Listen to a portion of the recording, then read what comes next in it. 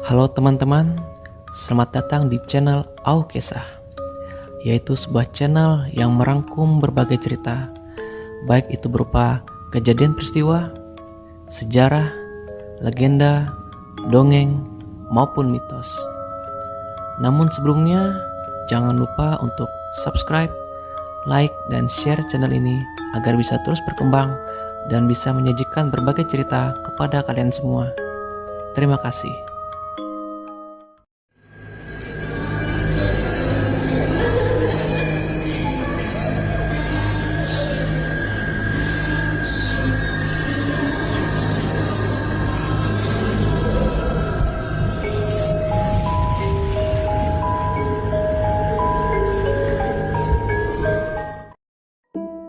Cerita kali ini diambil dari pengalamanku pribadi sewaktu aku masih berusia kurang lebih 1 tahun, di mana kami semua pindah dari kota Palangkaraya ke kota Sampit karena kedua orang tuaku dipindah tugaskan ke kota tersebut. Ayahku ditempatkan di Dinas Sosial Kota Sampit dan ibuku ditempatkan di kantor TVRI Cabang Sampit pada saat dia bekerja di TVRI Palangkaraya. Namun, sekarang ibu saya tidak lagi bekerja dikarenakan anaknya yang banyak dan kami pun berjumlah 4 bersaudara. Dan saya adalah anak yang pertama. Pada waktu itu, kami semua pindah ke Sampit pada tahun 1993. Kebetulan kami pun tidak sendiri, karena pamanku dan tanteku serta satu orang lagi yang silsilahnya dia adalah nenek kami, walaupun usianya masih terbilang sangat muda, yaitu kurang lebih 20 tahunan. Di Sampit, ayahku membeli sebuah rumah besar, namun harganya murah. Karena rumah yang ayahku beli tersebut adalah rumah kayu yang sudah tua. Dan rumah ini cukup unik karena sepanjang rumah ini nyaris tidak ada dinding karena digantikan dengan jendela kaca walaupun ini rumah kayu. Saking panjangnya rumah ini dan semua dindingnya berupa jendela kaca, kedua orang tuaku pun akhirnya membeli banyak horden supaya tidak dapat dilihat orang lain dari luar rumah. Awalnya sewaktu kami tinggal di rumah tersebut, kami tidak mengalami gangguan apapun dan tetap beraktivitas seperti biasa. Dan kebetulan bagian depan rumah ini dijadikan kantor cabang TVRI karena pada saat itu ibuku menjabat sebagai kepala cabang TVRI Sampit karena rumah tersebut sangat besar dan panjang walaupun sudah tua. Namun setelah 2 bulan kami tinggal, mulailah hal-hal yang ganjil terjadi di rumah itu. Dimulai dari kejadian aneh yang dialami tante dan nenekku sewaktu mereka mencuci piring. Pada waktu itu, sekitar jam 7 malam, tanteku dan nenekku lagi asik mencuci piring di belakang. Dan aku berada di baby walker ikut bersama-sama dengan mereka. Karena kedua orang tuaku pergi beribadah ke rumah jemaat kami yang sedang berduka. Sedangkan pamanku pergi ke rumah temannya. Ketika tante dan nenekku mencuci piring, tiba-tiba terdengar suara langkah kaki yang berat berjalan di tengah rumah. Mereka pun penasaran dan mengecek di tengah rumah. Namun mereka tidak menemukan apa-apa.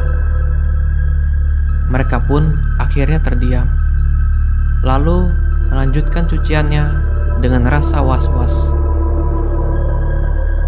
Setelah mereka menyelesaikan cuciannya, tiba-tiba terdengar lagi suara langkah kaki yang berat berjalan di tengah rumah. Lalu mereka pun mengecek kembali, tapi mereka tidak menemukan apa-apa. Mereka pun akhirnya segera kembali ke kamar dan membawa aku ikut dengan mereka, lalu mengunci kamar tersebut. Ketika kami sudah masuk di dalam kamar, tiba-tiba aku menangis sambil menunjuk ke atas ke arah plafon. Sontak, tanteku dan nenekku pun kaget dan mulai merasa ketakutan melihat aku menangis sambil menunjuk ke arah plafon.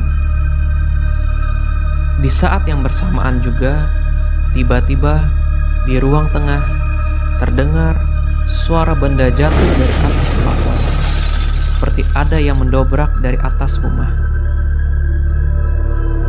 Tanteku dan nenekku langsung ketakutan setengah mati mendengar suara itu, karena menganggap ada orang jahat yang masuk ke rumah atau gangguan dari makhluk tak kasat mata yang meneror kami bertiga.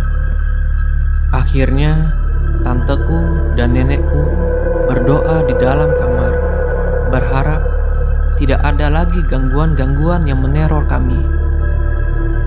Mereka terus berdoa sambil menunggu kedua orang tuaku pulang dari ibadah rumah duka. Singkat cerita, kedua orang tuaku pun akhirnya pulang, dan ayahku memanggil kami dari luar untuk segera membuka pintu rumah. Lalu tanteku dan nenekku langsung keluar dari kamar dan berlari ke depan sambil menggendong aku. Pada saat mereka berlari ke depan rumah, mereka harus melewati ruang tengah yang dimana suara benda jatuh itu berasal, karena kamar mereka berada di dekat dapur. Pada saat mereka melewati ruang tengah, mereka kaget tidak menemukan apa-apa dan melihat tidak ada plafon yang jebol. Mereka pun semakin ketakutan dan segera membuka pintu depan. Kedua orang tuaku pun kebingungan melihat ekspresi mereka berdua seperti orang yang ketakutan dan bertanya apa yang terjadi dengan mereka.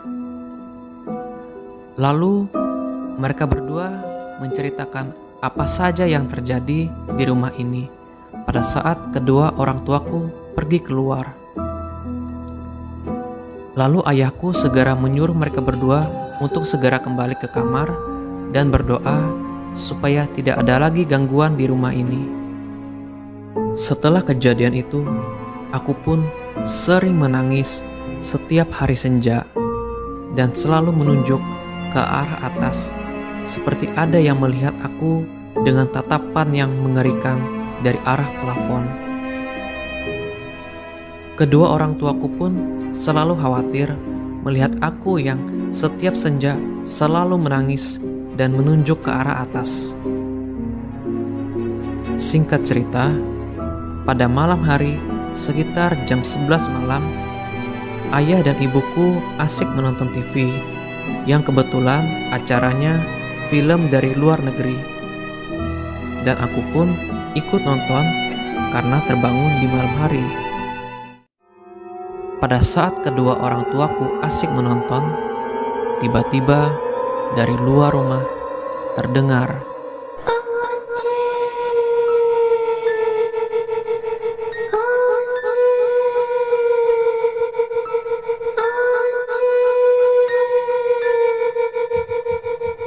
suara perempuan memanggil namaku dengan suaranya yang agak melengking dan membuat bulu kuduk berdiri.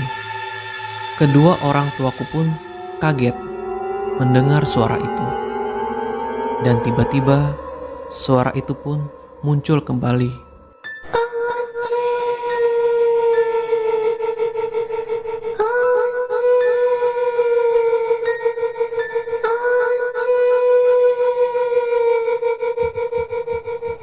Lalu ayahku memanggil tante dan nenekku dan bertanya kepada mereka, apakah mereka yang memanggil namaku? Namun mereka menjawab, tidak ada yang memanggil namaku pada saat itu. Pada waktu ayahku bertanya dengan tante dan nenekku di kamar belakang, ibuku dan aku masih di ruang tengah. Lalu ibuku tidak sengaja melihat dari luar ada satu pohon pisang yang bergoyang dengan sangat keras.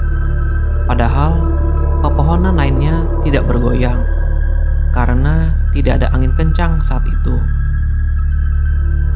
Lalu ibuku sontak langsung menggendong aku dan pergi ke kamar. Akhirnya ayahku pun kembali ke kamar juga dan tidak melanjutkan tontonannya malam itu. Keesokan harinya, tepatnya di sore hari, aku tidak lagi menangis seperti biasanya. Dan orang tuaku pun heran dengan perubahanku setelah kejadian tadi malam. Hingga suatu hari, ketika ibuku asik berbincang dengan para tetangga, ibuku lalu bercerita kejadian yang kami alami di rumah tersebut selama kami tempati. Akhirnya ada salah satu tetangga kami bercerita bahwa di rumah itu memang ada penunggunya, dan penunggu tersebut sosoknya adalah wanita. Dan tetangga itu pun memberitahukan bahwa di atas rumah itu ada sebuah kotak yang ditutup dengan plastik hitam, yang dimana itu adalah semacam sesajen dan tempat tinggal sosok penunggu tersebut. Namun kata tetangga itu lagi bahwa sosok itu tidak mengganggu dan senang dengan anak-anak. Oleh karena itulah mengapa setiap senja aku selalu menangis sambil menunjuk ke arah atas. Tapi setelah kejadian sosok itu memanggil namaku, setiap hari senja aku tidak lagi menangis seperti biasanya. Dan tidak ada lagi gangguan-gangguan gaib yang terjadi di rumah itu. Singkat cerita, kami pun akhirnya kembali ke kota Palangkaraya setelah kurang lebih 1,5 tahun tinggal di kota Sampit, dikarenakan ayah saya dipindah tugaskan ke Dinas Sosial Provinsi, dan ibuku otomatis harus ikut pindah dan tetap bekerja di TVRI Palangkaraya, namun dengan jabatan sebagai koordinator. Dari pengalaman pribadiku ini, kita bisa belajar bahwa ketika kita ingin membeli atau membangun sebuah rumah, jangan lupa untuk selalu didoakan setiap hari agar dijauhi dari sesuatu yang tidak baik, khususnya kalau membeli rumah bekas, karena kita tidak tahu apa saja story rumah itu dari pemilik sebelumnya. Dan jangan lupa jadikan rumah itu sebagai rumah doa, supaya rumah yang kita tempati menjadi tempat yang nyaman dan aman, serta dijauhkan dari berbagai gangguan, baik itu dari orang yang mau berbuat jahat maupun dari sesuatu yang tak kasat mata.